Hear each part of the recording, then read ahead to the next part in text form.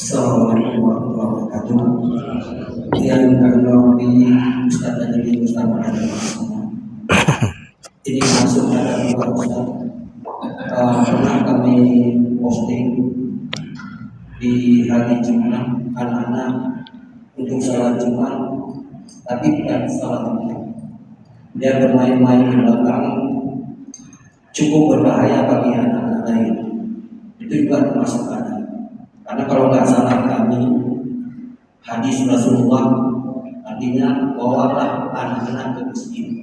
Bukan kita menyuruh anak-anak ke masjid. Artinya bawalah anak-anak di bawah pengawasan orang tua. Kemudian juga anak-anak bermain di belakang, kadang-kadang ada yang kencing bermacam-macam.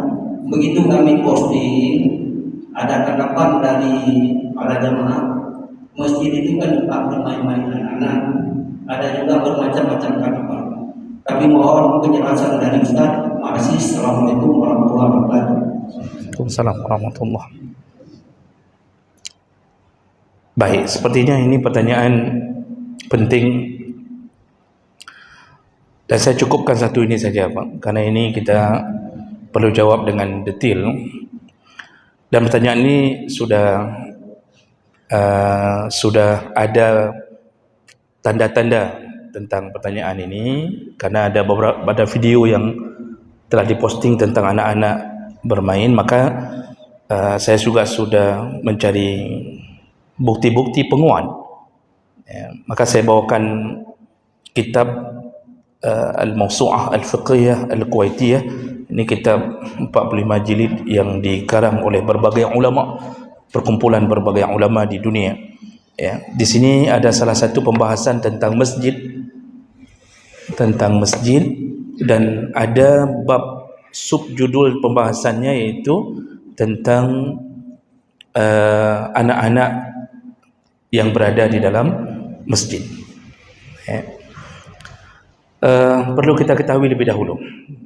Jadi ini pertanyaan tentang posisi anak-anak di masjid yang membuat ribut. Itu inti pertanyaannya.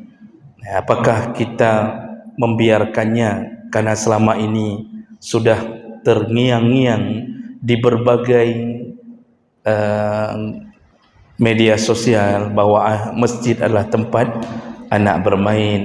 Jadi jangan sampai anak merasa fobia, merasa ketakutan menuju ke masjid. Apakah benar bahwa boleh membiarkan anak-anak secara mutlak bermain di masjid tanpa ada batasan? Baik, perlu diketahui lebih dahulu dari awal bahwa masjid tidak terlarang untuk anak-anak secara umum, dan anak-anak sudah mulai berada di masjid dari zaman Nabi SAW.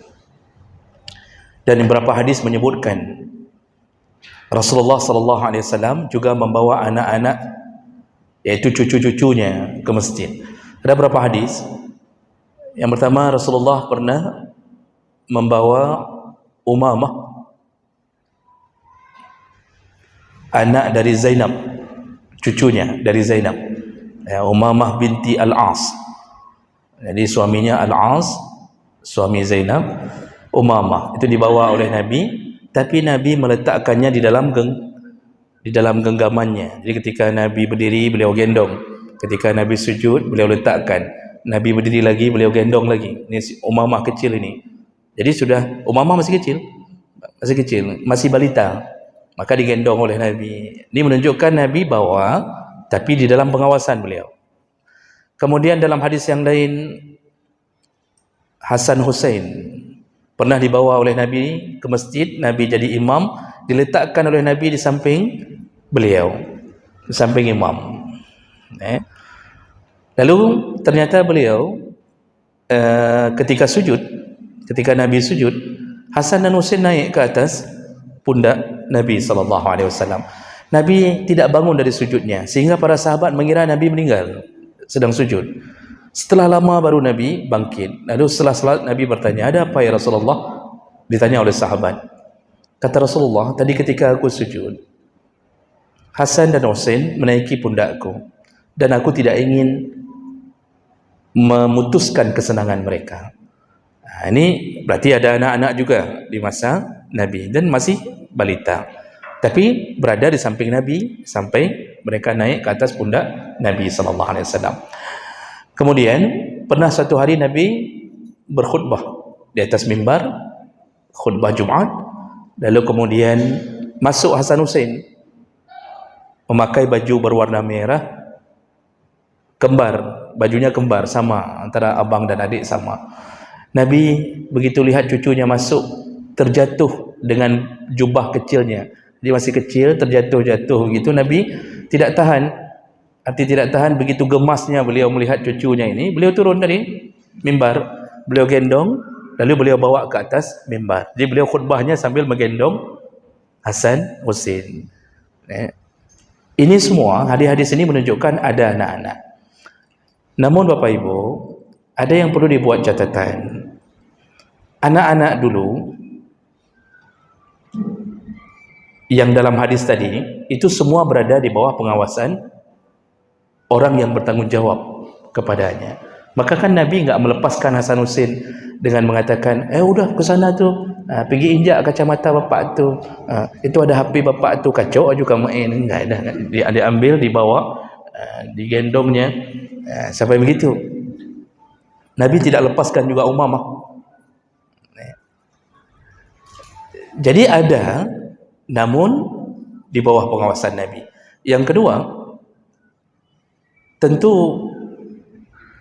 karakter anak-anak kita tidak bisa pungkiri bahwa mereka memang dunianya dunia bermain. Dunia mereka dunia bermain. Asal ketemu sesama anak-anak pasti bermain. Itu tidak bisa dipungkiri. Namun ketika bermain itu bertemu dengan kemaslahatan yang lebih besar, bermain itu mubah, boleh bagi anak-anak, apalagi mereka tidak cukup akal untuk mengetahui di mana tempat bermain, di mana enggak boleh, dibolehkan. Tapi ketika bertemu dengan kemaslahatan yang lebih besar, yaitu kenyamanan, kekhusyuan orang solat, lalu ada unsur-unsur yang membuat masjid ternodai, maka menolak mafsadah lebih utama daripada mendapatkan maslahah. Maka dibuatlah kaedah yang disepakati oleh para ulama, daf'ul mafsadah muqaddam ala jalbil maslahah. Menolak kerusakan, mafsadah, kerusakan itu lebih utama daripada mendapatkan maslahat. Kita setuju anak boleh bermain, itu maslahat, biar mereka ya senanglah di masjid, kan artinya mereka enggak takut ke masjid, itu maslahah. Tapi begitu hal itu bertabrakan dengan mafsadah, ternyata kehadiran anak-anak, tentu enggak semua anak-anak, kehadiran anak-anak itu menuai mafsadah, menuai kerusakan. Orang tidak bisa khusyuk dalam solat karena di belakang tidak ada yang awasi. Contohnya anak-anak ributnya, Masya Allah, salat Jumaat tidak bisa lakukan dengan baik, di belakang sudah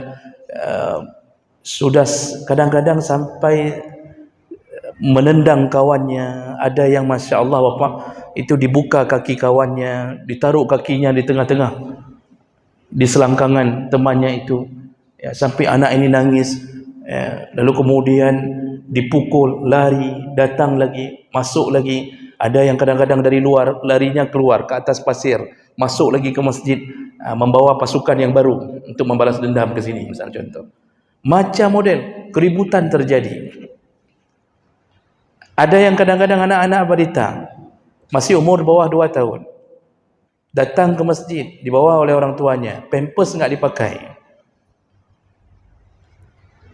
Padahal anak umur di atas 2 tahun, di bawah 2 tahun, kencingnya kalau dia laki-laki baru bisa suci kalau dipercikkan, biasa. Tapi sekarang mana ada anak 2 tahun yang hanya minum ASI? Tak ada. Pasti dibantu dengan ASI beruang, ada ASI naga, ada macam-macam Pak. Ya, ASI sapi. Ya. Jadi kan begitu dia to'i, begitu dia kencing, kan yang paling berhabis siapa? Panitia, pengurus Pak. Itu sampai karpet, sampai berbulan-bulan tak kering-kering. Apalagi musim hujan begini, baunya subhanallah. Apalagi ada orang tua yang kadang-kadang tidak memberitahu. Begitu tahu anaknya kencing, sengaja ditutupinya, langsung orang tuanya pergi menghilangkan nomor BL, kadang-kadang nomor HP nggak ditinggalkannya, nggak ada tanggung jawab. Dia pergi supaya nggak ketahuan anak siapa. Orang salat di atas kencing anaknya, begitu dia tundukkan wajahnya langsung bau kencing di tempat sujud. Ini telah menuai mafsadah. Ketika bertemu dengan mafsadah, maka berdasarkan kaedah tadi, menolak mafsadah lebih utama daripada mendapatkan maslahat. Jadi anak-anak boleh dibawa ke masjid, tetapi ketika kita tahu anak kita menuai masalah, apalagi anak yang belum memayis itu belum memayis, dia nggak tahu, waktu kita bilang A dia nggak tahu, bahasa lainnya klopriam, dia peka dengan peluit, ayahnya sudah peluit, priam kata ayahnya, ini nggak boleh, dia klo. Ini perlu ditahan Bapak. Boleh bawa anak-anak ke masjid selama tidak mengotori dan menodai masjid dan tidak mengganggu kekhusyuan orang banyak. Tapi begitu sudah terjadi, itu perlu dihentikan. Makanya kalau tidak bisa dihentikan oleh orang tua, jangan marah kalau dihentikan oleh pengurus. Pengurus menjaga kenyamanan orang salat. Ini yang saya bilang ini Pak, ini bukan titipan dari pengurus. Baik dipikir titipan dari pengurus, taknya kagak dititip tangannya pengurus, tidak.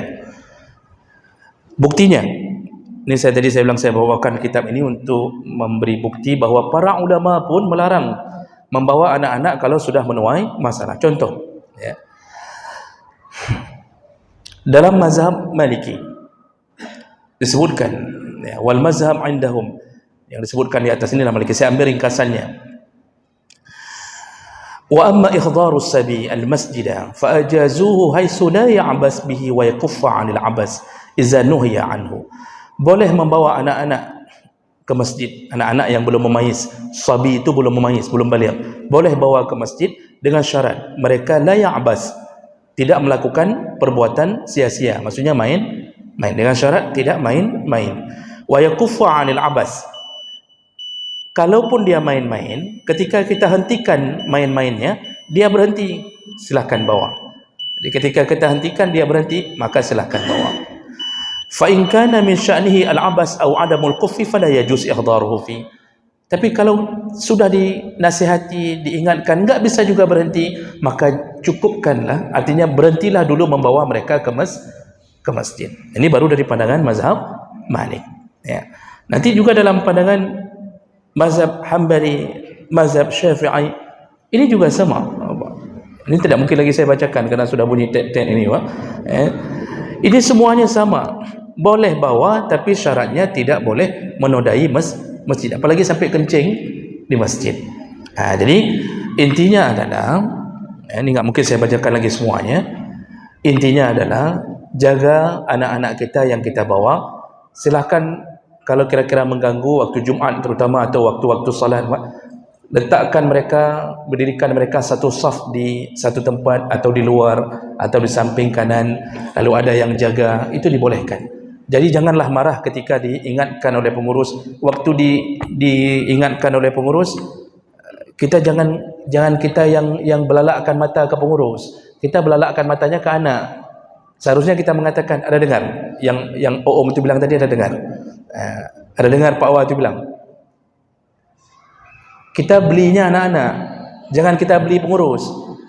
Nanti kadang-kadang kita belinya orang ingatkan, urusankah anak-anak ke urusankah, kata pengurus ikahpi, katanya ikahpi lagi anak-anak, lagi anak mi. Udah ribut, waktu ribut yang paling senang siapa? Syaitan. Akhirnya nggak datang lagi ke masjid. Itulah target syaitan. Maka jaga baik anak-anak kita. Sebelum masuk ingatkan dulu, nak, kalau ribut pulang kamu lepas badan dengan lehermu, nak. Kamu jaga baik-baik. Jangan permalukan ayah. Jangan kencing di sini. Kalau mau kencing bilang sama ayah. Pokoknya jangan buat waktu kayak ayah kecil dulu, jangan. Cukup ayah saja yang dulu begitu, ya. Begitu kira-kira Bapak. Nanti kita sambung kembali insyaallah pertemuan yang akan datang. Subhanakallahumma bihamdik asyhadu an la ilaha illa anta astaghfiruka wa atubu ilaik. Wassalamualaikum warahmatullahi wabarakatuh.